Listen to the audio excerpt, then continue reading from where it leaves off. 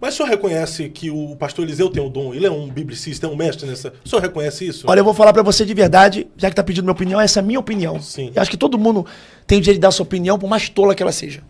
A minha opinião é que ele tem uma boa oratória e ele tem um conhecimento muito grande. Só que isso tem um risco muito grande, porque as pessoas que têm um conhecimento muito grande, sem uma experiência espiritual, ela pode ensinar a vida toda aquilo que ela acha que sabe, de defender de um incidente, e quando Jesus voltar, ficar do lado de fora, porque lutou e defendeu tudo aquilo que achava que sabia. Exemplo de como é que no mesmo culto que eu estou dizendo, que tinha demônio manifestado. Olha, a esposa dele estava doente e ele próprio deu testemunho, eu tenho um vídeo. Que estava doente, que pegou um caroço na garganta, alguma coisa aconteceu, e ele falou, o médico vai fazer ela falou, Jesus vai me curar. Aí ele, não, se Jesus for te curar, não era para ter plano de saúde. Sei o quê? E ela foi no culto, Deus usou uma irmã e curou ela, pela falta de fé dele. Ou seja, a falta de fé dele impedia a cura dela, mas ela teve fé e foi curada. Olha que legal. A esposa com fé e ele não. Então toda a inteligência dele não age com a fé para a cura de uma enfermidade da esposa. Toda a inteligência dele não age para a libertação de um demônio dentro de um culto. Então o lugar dele não é no culto, o lugar dele é no seminário teológico, ele seria um professor teológico. Então o senhor acha que falta para o pastor Eliseu, no caso, é mais... Sensibilidade espiritual. Ou experiências profundas com Deus. Experiências. Pede ele para me ensinar a história mais da Bíblia, que eu ajudo ele na parte espiritual. Que é de verdade que eu estou falando para você. Isso é um perigo muito grande. Você sabia disso? Sim, não, isso é verdade. Eu vou te dar só um exemplo aqui para você achar interessante. Quando a pessoa acha que ela sabe o resultado, ela luta com o incidente. Quando ela acha que ela sabe o conhecimento. Tem gente que luta com o incidente que a gente veio do macaco. Tem gente que luta com o incidente que a gente veio da explosão do Big Bang. Tem gente que acredita que veio do pó da Terra. Tem uns que acreditam, de fato, que nós só temos corpo e alma. A própria teologia tem divergência que elas batem de frente. Então tem outros que acreditam na tricotomia, corpo, alma e espírito. Tem teologia que luta para falar sobre o calvinismo, o outro arminiano. Tem teologia que acredita que Jesus vai vir antes da tribulação, mas tem gente que acredita meso, tem gente que acredita pós-tribulacionista. No final de tudo, o que eu acredito não muda nada do que há de acontecer. Eu acreditei que Jesus ia vir antes, mas veio no meio. E o que adiantou acreditar a vida inteira naquilo? Então as pessoas têm necessidade de querer acreditar alguma coisa, achando que aquilo que eu acredito vai preencher uma lacuna dentro de mim. E não vai. O que é fé? É a certeza das coisas de que não se vê. Isso é muito poderoso. Mas se esperam, né? Mas se esperam. Então a fé é o firme fundamento das coisas que não se vê, a certeza das coisas que esperam. A fé não tem dúvida, tem certeza. Então a experiência com Deus, e eu termino aqui, quem sabia mais sobre a letra? Paulo ou Gamaliel? Gamaliel. Quem ensinou para ele? Gamaliel. Gamaliel expulsou o demônio? Não. Curou o enfermo? Não. Paulo, quando aprendeu dos pés de Gamaliel, fez alguma coisa? O ministério dele só começa depois que ele tem um encontro genuíno com Jesus no caminho de Damasco. Então, o encontro que ele teve com Gamaliel, com a letra, não trouxe nenhuma experiência com Deus. E ele estava acabando com o movimento da igreja, porque ele queria aprender. Ele estava indo lá para aprender com as cartas. Ele estava querendo acabar com o movimento, com todo o conhecimento da letra. Tem gente querendo acabar com o movimento de Deus, com todo o conhecimento da letra que aprendeu nos pés de Gamaliel. Aí, quando encontra Jesus... Por que me persegue, Saulo? Quem tá? Sou Jesus. Acabou. Teve um encontro real com Jesus. Aí ele usou a mesma palavra que ele aprendeu no pé de Gamaliel de uma forma certa. Quando essas pessoas tiverem um encontro genuíno com Deus, ele vai usar as palavras que ele sabe de uma forma certa. Aplicação de uma forma certa, que vai gerar vida, vai gerar poder. E o conselho de Gamaliel para os homens que estavam perseguindo o movimento cristão na época, serve também até para os seus críticos, né? Aqueles que desenvolveram antipatia gratuita. Se for de homens, vai fracassar. Mas se for de Deus... vai permanecer. Entendeu? Ninguém pode parar a obra. E eu vou falar uma coisa, espero que a obra... Eu sou missionário desde 14 anos de idade. Desde 14 anos de idade eu escuto assim, ó, fogo de palha. Não dura 3 meses. Você é menino na fé, 14 anos, não dá 1 mês para acabar. E nós já estamos com 34 anos, com tantas igrejas, com tantas pessoas transformadas. Pegou? Perfeito, perfeito. Nessa questão aí do pastor Eliseu e do senhor, vai haver uma paz novamente? Da minha parte, olha, eu vou falar uma coisa de verdade para você.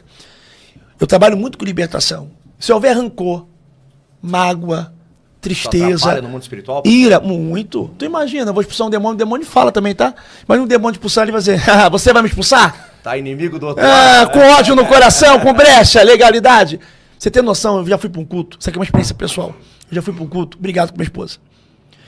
E aí eu tô no culto, e pela primeira vez no culto, que eu não lembro desde quando começou no quintal até hoje, um culto que eu fui que Jesus não se manifestou. Ele sempre está presente. Mas nesse culto específico, já estava terminando. E nada. Eu preguei, gritei, mas nada aconteceu. E aí o Espírito Santo falou comigo, enquanto você não pedir perdão para sua esposa, eu não vou te usar.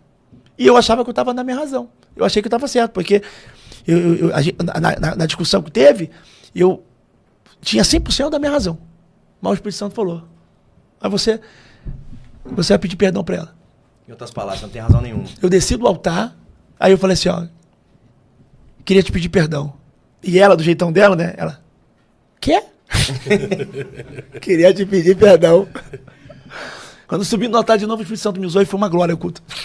No último minuto do culto foi sobrenatural. Então, eu não deixo subir no meu coração. Ao ponto que você vê, ó, uma das discussões que teve com o Eliseu Rodrigues, que é o que todo mundo fala, né? Todo mundo fala. Me vê, é o Eliseu. E aí, e você é o Eliseu? Pensando que eu tenho alguma coisa chateada. Não tenho. Quer ver uma coisa que ele falou na época, que foi um dos motivos da briga, foi quando ele chamou a Priscila Alcântara de filha do diabo, a Jojo Todinho, quer dizer, eu defendi a mulher que falou mal de mim.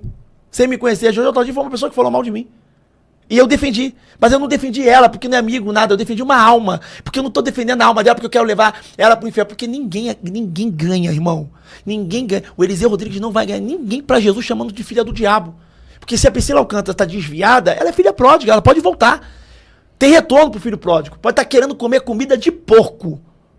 Bolotas de porcos. Mas ela tem retorno. Se arrepender... Eu falei, você já foi desviado, Eliseu? Ele, não. Eu falei, então você não entende então, de misericórdia, pô. É isso. Você entende? Então, aí as pessoas falam... Só que o pessoal da internet, como é que faz um vídeo viralizar? É a legenda. A legenda é, Pastor Leonardo Salles defende prática... Pô, que loucura. Em nenhum momento eu falei que elas são certas. Até porque eu não conheço nenhuma delas. Só que o meu papel é fazer o quê? Trazer de volta. Então, volta, se arrepende, né? Agora, você acha que em algum evangelismo vai ganhar alguém para Jesus dizendo assim? Mas João Batista pegava raça de víbora. Mas quem ganhou mais alma, João ou Jesus? Então João pregava muito mais agressivo do que o próprio Jesus. E a cultura que a gente está vivendo também é outra, né, pastor? A gente tem que se adaptar à cultura. Não estou dizendo que a igreja tem que se adaptar à cultura e tem que se conformar com o mundo. Mas o método de evangelismo, amigo, sabe? Você concorda com a prática? Não. Mas você pode pregar com respeito à pessoa, né? Você entendeu a visão? Mas a gente prega contra o pecado. Porque o evangelho genuíno é converter. A pessoa vai se converter. Né? Vai deixar de fazer aquelas práticas. Quem roubava não rouba mais. Quem mentia não mente mais. Quem se prostituía não se prostitui mais. Só que tem um porém. As igrejas dessas vertentes, que no caso ele segue, o culto é totalmente diferente do nosso. Porque eu já participei. Sabe como é que é o culto? É assim, ó. É um ringue gospel. Entendeu? A pregação é. Porque tem mulher que não respeita o marido em casa. É o marido. Fala, Deus! É por aí. Mas tem marido também que não sabe honrar sua esposa. Aí ela sabia que Deus ia me honrar. Porque o pai não honra o filho. Aí o filho, olha aí. Mas tem filho também que é rebelde. Aí dá um tapa na cabeça do garoto. Tá vendo aí, moleque? Você não respeita em casa? Aí o ringue sai todo mundo roxo. Né? Porque tem irmãos aqui dentro da igreja que aqui no microfone é estrela, mas quando sai lá fora eles ainda bebem cerveja. Eu vou falar. Aí o pessoal, aí vem um aviãozinho rodando. Aí, pronto, o culto hoje foi maravilhoso. Pastor desceu o cajado. Meu irmão, quer consertar? Não faz isso no culto não, faz no culto de doutrina. O pastor é o responsável de corrigir as suas ovelhas. Eu não trago nenhum pregador de fora para querer vir bater em ovelha. Se tiver que corrigir, é eu que vou corrigir numa reunião, não no culto evangelístico que é para a glória de Deus. Isso não vai edificar a vida de ninguém. Então o que as pessoas gostam de like? Esse pastor fala mesmo. Não tem papo na língua. É um inconveniente. Pastor, mas também há de concordar que o evangelho ele confronta, né? Ele é confrontador. E a pregação, a verdadeira pregação a todos os dias. Confronta também. Então, mas eu não preciso falar da Jojo Todinho, da Priscila. Eu posso falar da prática. Não serve a prática? Sim. Eu posso pregar contra o adultério sem botar o nome do adúltero. Eu posso pregar contra a mentira sem colocar o nome do mentiroso. Senão eu vou ficar pregando o dia inteiro. E lá na casa dela tem um vizinho lá chamado João. João é meu vizinho, mora lá. Aí ele é ladrão. Né? Aí ele roubou lá, aí ele falou pra Ivonete. Ivonete é fofoqueira, pra quem não sabe, ela mora na rua Antonieta. Meu irmão, que loucura! Ou seja, você prega contando uma fofoca, né? Da pessoa!